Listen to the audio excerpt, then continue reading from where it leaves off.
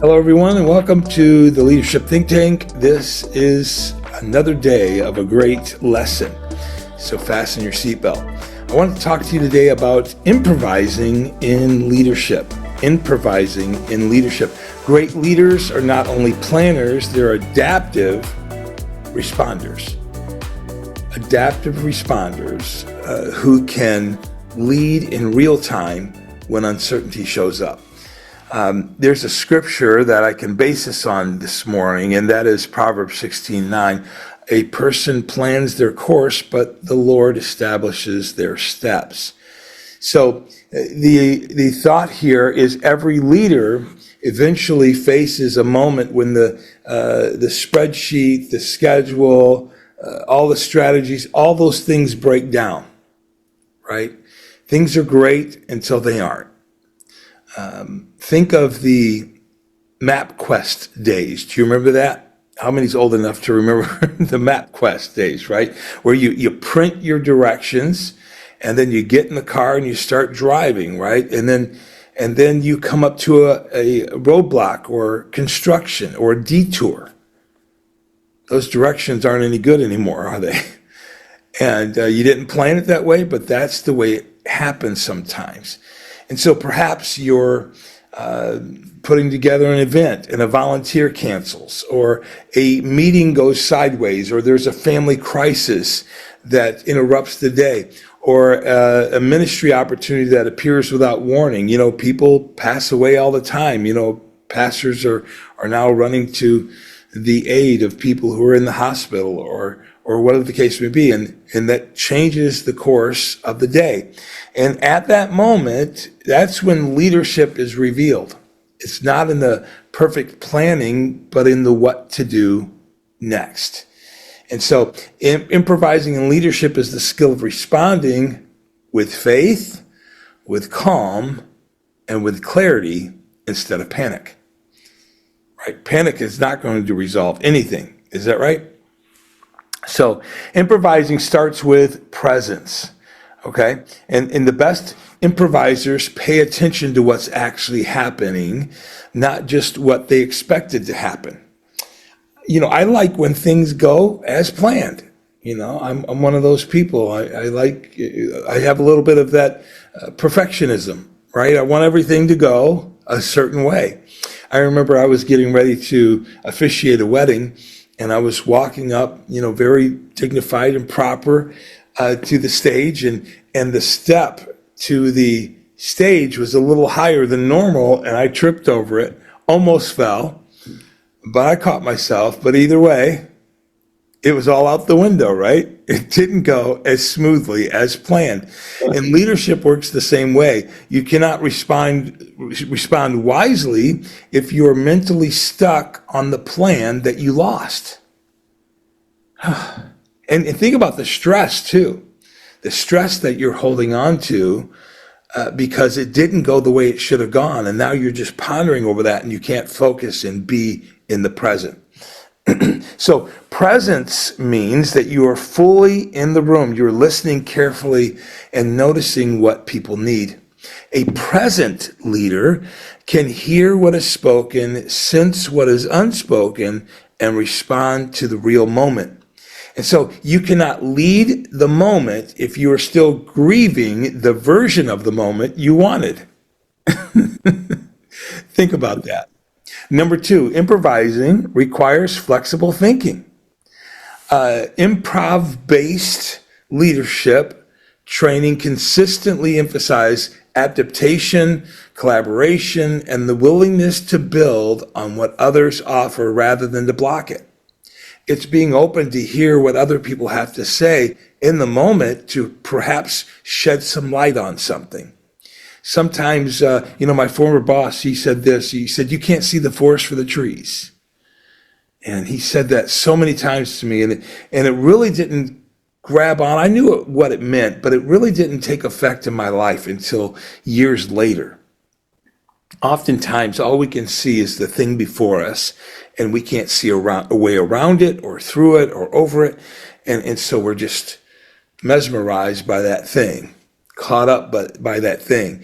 And then having some other people around you to say, you know what, I can see it from a different perspective. Let me offer this advice or this suggestion to you. That would be a blessing to you. And so in leadership, that means you do not cling to your first idea because it was your idea. So flexible leaders ask this: what is the best new reality? And what is the best next step? And that question keeps the mission moving forward when the original method no longer fits. And so many businesses and churches are still stuck in the old plan that once worked, but is not working anymore. Old systems that aren't working anymore. There are some things that I wish were still working, because I knew them well and they worked well. And listen to me, technology is great when it works. But when there's something that just worked, even though it was outdated and whatever the case may be, it worked, right? But a lot of businesses and churches, we've never done it that way before, or we've always done it this way. And that keeps a business stuck. But here's the thing. Do you remember when COVID hit? Many churches specifically that said, you know what, we're never going to go online. We're never going to live stream our church services. Guess what? They either closed the doors completely or they found a way to get online so they could reach their people, right? They had to find a way to adapt, find a way to improvise in the middle of chaos. So that's a powerful thing to think about. A church event loses its keynote speaker an hour before start time. I was listening to an interview this past week of Eddie DeGarmo. He was part of the band DeGarmo and Key. This goes back, for you old rockin' Christians back there. But Dana Key had passed away, and so Eddie DeGarmo, his buddy, showed up at the funeral service for his friend, and he's there. It's a quiet, small gathering, and the pastor that was supposed to officiate the funeral got mixed up on the time. And it was like 100 degrees there in Memphis. Mm-hmm. And I guess that was a very hot day. And so Eddie said that he had to step in and improvise a way to officiate this funeral because people were there waiting, and so sometimes that happens. Now, a rigid leader will panic. A flexible leader reorders the flow and activates a backup plan and still creates a meaningful night, right? You find a way around it, right? You don't get caught up in the tree that's standing before you. You figure out how you can get maybe a bird's eye perspective and see it from a different place. Number 3, improvising protects people and purpose. So improvisation is not about making up anything at all, right? It's about making the next wise move while staying loyal to the purpose. And that is why improv-related leadership work often highlights safety, trust, and collaborative problem solving. Again, hey, what do you think we should do right now? How can we make our way around this? And a leader who improvises well does not make every decision alone. They draw on the team, they ask good questions, they create space for others to contribute, and in doing so, they protect both the people and the mission. And guess what? These people that are surrounding them, maybe they've never had or never had the opportunity to give some very helpful thoughts over the course of the business, but this particular day, this particular hour, they had the answer, the key to solving the problem. So Scripture gives many examples of improvisational leadership. Moses had to respond to the new complaints and the threats and the stages of what went on there in the wilderness, right? And Jesus also led this way. He was never confused by interruptions, and he often turned unexpected moments into kingdom moments.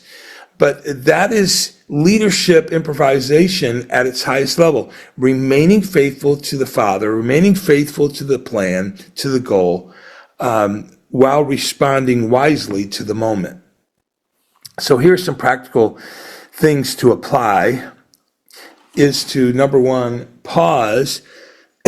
Pause before reacting.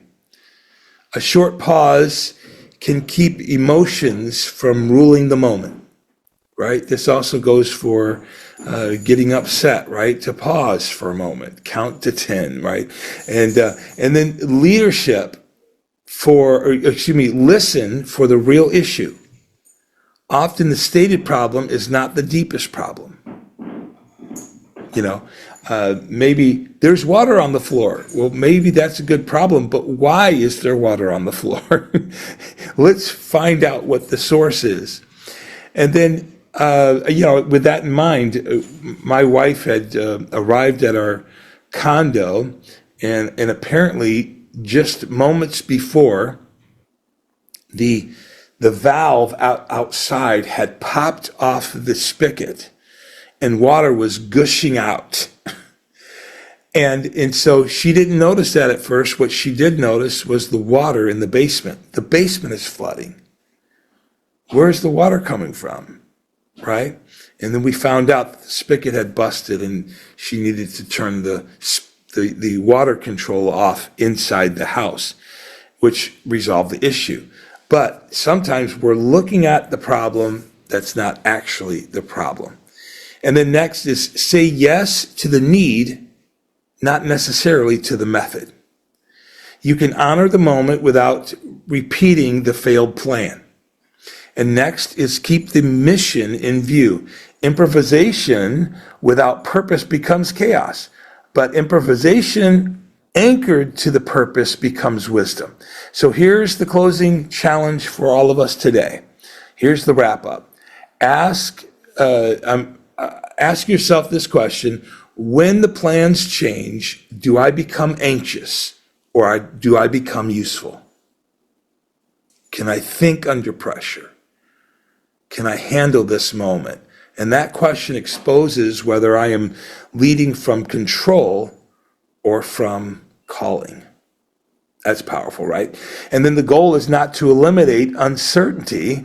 The goal is to become the kind of leader who can meet uncertainty with faith, wisdom, and steady action. And that means to improvise in leadership, right? And so that's what that's all about today. And maybe through the course of your day, you'll see a detour. You'll have water on the floor. There'll be something that comes up that wasn't planned, that wasn't a part of the plan. How will you improvise? How will you find a new path forward? I hope this has been helpful today to improvise in leadership. Take care, everybody.